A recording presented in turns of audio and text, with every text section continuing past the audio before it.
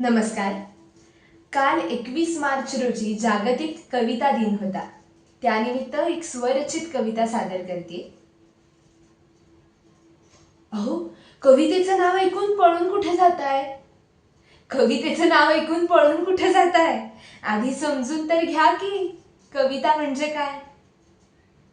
नाही हो, कविता म्हणजे रसग्रहण नाही. नाही हो, कविता म्हणजे रसग्रहण नाही. कविता म्हणजे नुसतीच नाही गोधडी, शाल नि आई. शाळेमधल्या चौकटी बाहेर ठेवा की हो पाय. आधी समजून तर घ्या की कविता म्हणजे काय. कोण म्हणतं कविता म्हणजे यमक आणि चाल? कोण म्हणतं कोण म्हणतं कवितेत नुसतं आकाश नि आभाळ? कविता कळण्याआधीच करत सुट्टा हाय हाय. आधी समजून तर घ्या की कविता म्हणजे काय. कविता म्हणजे चित्र, संगीत, शिल्पासारखंच काही. तीही एक कलाच आहे, भलतंच काही नाही. कविता नाही हो परीक्षेतला दुय्यम पर्याय. आधी समजून तर घ्या की कविता म्हणजे काय. कवितेत थोडीच नेहमी आदर्श कल्पना विश्व साकारतात. कवितेत थोडीच नेहमी आदर्श कल्पना विश्व साकारतात.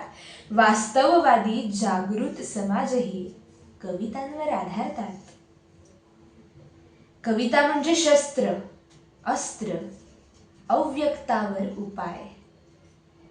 कविता म्हणजे शस्त्र, अस्त्र, अव्यक्तावर उपाय. आधी समजून तर घ्या की कविता म्हणजे काय.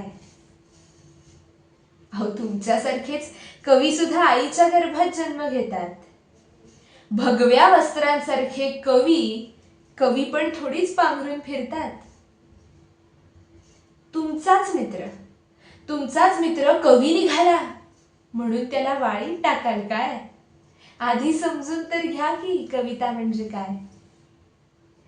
आमचं बुवा कधीच जमलं नाही कवितेशी. आमचं बुवा कधीच जमलं नाही कवितेशी. यात भूषवण्यासारखं काय आहे खाशी. मला फक्त तुमच्याकडून एकच शब्द हवाय. मला फक्त तुमच्याकडून एकच शब्द हवाय. बोलण्याआधी समजून घ्याल कविता म्हणजे काय. बोलण्याआधी समजून घ्याल कविता म्हणजे काय. धन्यवाद.